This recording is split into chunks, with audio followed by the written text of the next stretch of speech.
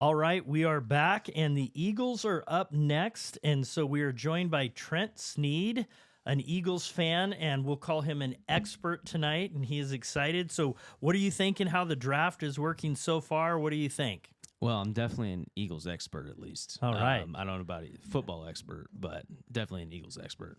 Perfect. How do you think the draft is falling for the Eagles as of now? So far, my mock draft is definitely not looking 100% accurate, but I did actually put in my mock draft that our cornerback of our future is going to fall all the way to 22. Oh. And no one saw that coming. I just want to put that out there. I at least got that part of it right. This is the thing. I don't think anyone expected this many quarterbacks, this many tackles, this many wide receivers going in the first round. We didn't even pick a defensive player until 14 or something like that. Yeah. Who was the first defensive player? Latu? Was it Latu? Yeah, 15. Yeah. So there wasn't a defensive player until 15, and I completely predicted that we were just going to see offensive tackles and quarterbacks just go like crazy. 5 quarterbacks in the first couple. I'm surprised at Penix. Unreal. Blow my mind. What the Falcons were doing. You signed a $100 million contract with Kirk, and now you're just going to go right to Penix. Holy smokes. I hope they can get out of that deal somehow in the next year. Yes. That being said, the Eagles are going to be on the clock here soon, and my biggest fear for this whole draft is Jacksonville was picking before us, and Jacksonville's major need was cornerback. And I'm sitting there thinking, oh, my God, we're going to get all the way to 17 right before the Eagles. And if we don't jump to 16 with Seattle, there goes our cornerback of our future. Right.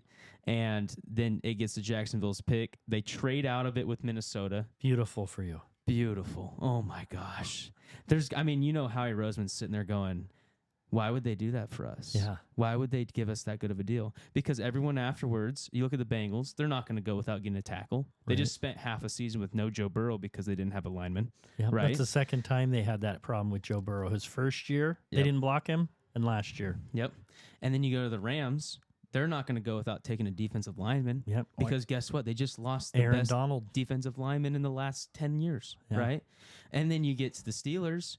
Okay, well, the Steelers are they're either going to take a defensive lineman, linebacker, or an offensive lineman, right? Yeah. And they took an offensive lineman last year, and, guess what? They go right back to offensive lineman, which makes a lot of sense. They now have 2 bookend tackles, which is fantastic for them. Good for the Steelers.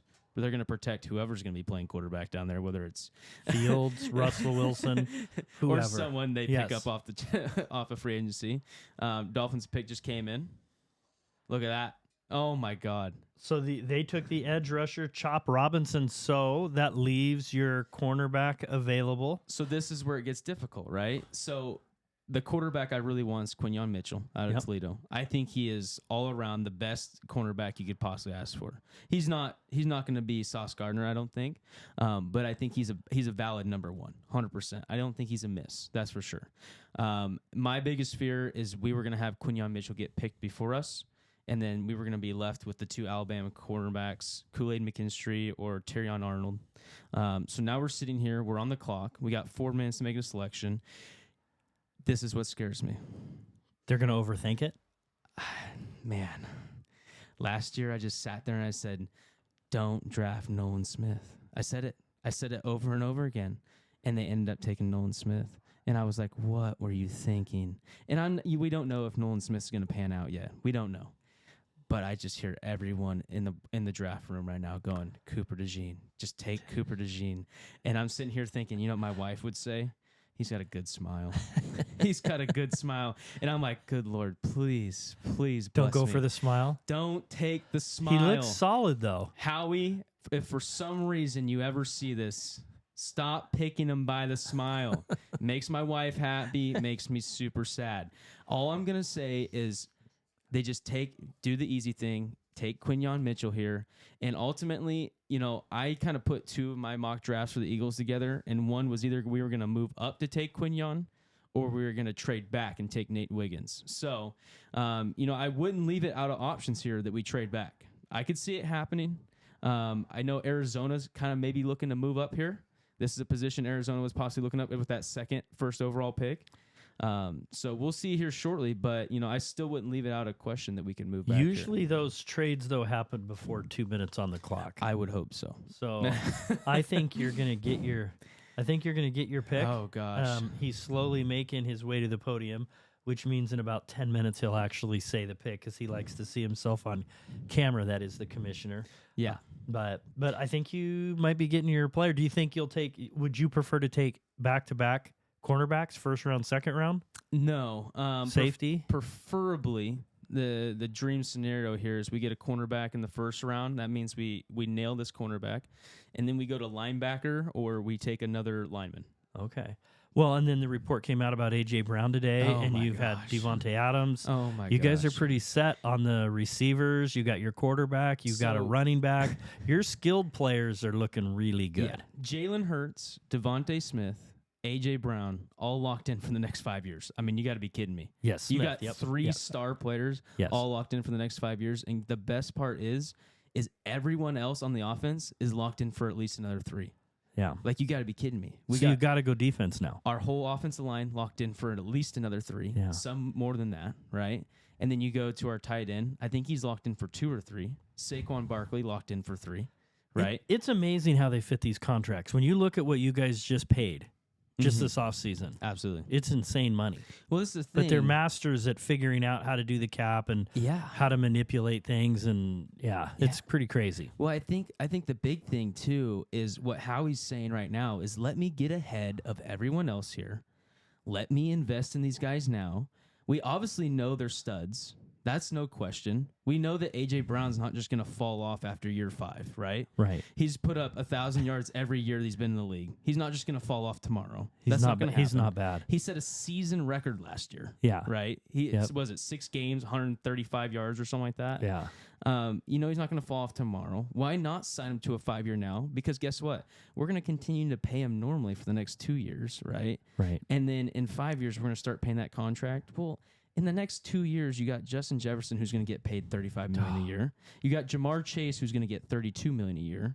Right. That's what's great is signing these guys early. Oh my god! Because the later you go, everybody has to do one up. Oh, I think I said Adams earlier, but obviously it's Smith. I mean, you can't double team anybody on this team. No, you can't. It's single coverage. Are you going to stack the box against Saquon in the top 3 O line? Yeah. No, you're not. And then you're stuck with, you're going to double cover AJ? Well, no, you can't because you got Devontae. He's a beast. And our tight end, when he's healthy, I'd say he's a top 5 all around tight end. Maybe not pass catching tight end, but he blocks and he catches just as well as most guys out there in the league.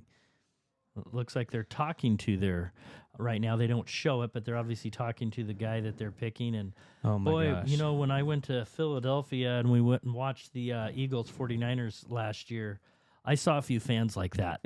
And all I know as a 49er fan, I remember zipping up my coat and talking quietly. Honestly, you don't mess with some Philly fans. This is the surprising thing. The environment we were in for that 49er Philadelphia Eagle game, much bigger game than the Seahawks Philadelphia Eagle game I went to. Way more normal, actually. You always think Philadelphia fans crazy at home. 49er fans definitely not the most sane, right? You think you got two franchises that have very passionate fan bases, right? Yep. And you're thinking, someone's going to get stabbed. Honestly, the craziest part about it, I felt way more in danger with Grace, and we were at the Seahawks game, and I felt like I was in danger almost the whole time. At least when we were at the Eagles 49ers game, I didn't feel really in danger the whole time. To be fair, I wasn't a 49er. Yeah. It helps to be the home side. Yeah, it helps to be the home side. I was a little more worried, I'll be honest, but people were really friendly. Yeah. There was a few little rowdy things going on. There was some funny chants. Yeah. I thought there's a lot of creativity there. But it looks like the pick is in. Philly's going to be making their pick. Oh, gosh. Holy Toledo. We'll see if you get your guy. Ooh, man, don't overthink it. Let's see. Don't overthink it. I mean, we just need to go simple here. We take the number 1 overall guy on our big board, and we just move on. We go into the second round. Listen, this is the best part about it. We didn't have to move up for him, right? And you would have. You would have. As a GM, choice. You would have. Yeah. Well, we'll see if they want him. If they take him. Mitchell. Absolutely. We'll see if he goes. He's Here we go. talking. Oh, man, I'm just so nervous. I'm going to lose it. Oh, man. I just need that name to pop up on the board real quick. Well, you guys started off so good in your season, and the defense was really what kind of let you down there the last half of the season. Yep. Last third of the season. So we'll see where you go. Oh, this is a long conversation. He has to be talking about some sort of support. He's doing this all the time. I think he's promoting himself very well. So. Yeah, maybe he's thanking the U.S. Navy now. He thanked the Air Force a little bit earlier, so maybe he's thanking the Navy. I'd be all for it. Oh, boy. Let's see what they do. The Eagles are up. Man, did you see the highlights earlier? They had Marvin Harrison locked up against this Quinyon Mitchell kid. I just think after watching those highlights, I was like, oh, I'm sold. Yeah. Listen. If you can play him tough. Oh, my God. If you can play Marvin Harrison Jr. tough, I think you got it. I think you can do it in the next league. Well, we'll see. And you got to remember, whatever cornerback we end up selecting, he's going to go play against two of the best receivers in the league in camp. Yeah. In camp. So this guy's going to be tested. Well, they've spent so much money on the offense. So there's Jordan Mailata. Oh, my gosh. I love this guy. Rugby player turned football. He's in Australia live right in now. Australia. That is awesome. So Look at that. The Philadelphia's pick. So, oh my gosh, I think I'm gonna sweat here a little bit. Oh yeah, you got baby. him, Mitchell. You got your cornerback. Good for there you. It is. Listen, there's one thing we don't do around here in Philadelphia, and that's make mistakes. Shout out to the Cowboys. Anyways. Oh, it's nice that you got your guy. This is what's fun is when you do the draft, you do the mock, and you hope. Yeah. And you're like, you couldn't ask for more than this. Yeah. You would trade up for him. You didn't have to. Yep. And you got him. So look at right here. I have him falling to 22.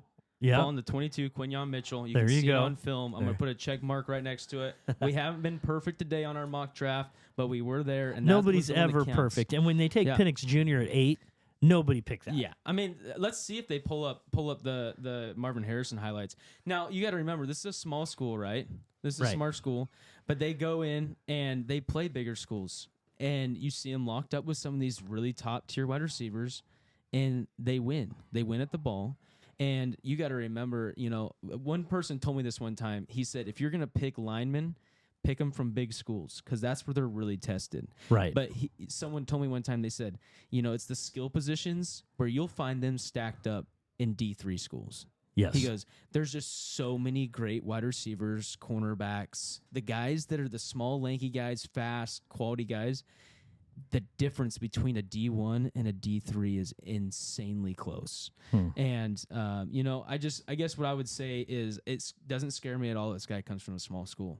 I see that he's been tested. He's walking on the stage now. I think he's that guy. Well, he's got that swag. He's got that confidence. He looks like he's somebody that can play, and on film, he looked like he was a real deal. So there here he is right now Marvin against Harrison. Marvin Jr. So, he looks like he's looking the quarterback the whole way, and they're showing a replay of him, and flips the hips. He's able to adjust and hold a little bit and get away with it. Which, if you We're do all it right right in the NFL, as long as you get away with it, it's not a flag. Yeah. There's a lot of holding there too, so they might need to perfect that a little bit. But here's the deal. We talked about how he's going to get a lot of experience just getting to go against Devontae Smith and A.J. Brown every day. But I don't want to miss also saying that James Bradbury, Darius Slay, both 30-year-old plus cornerbacks, there's a lot to be learned from those guys. Right. And they're on their way down, but they can teach. Correct. Yep. Absolutely. Yeah. They're going down, but they can teach a lot.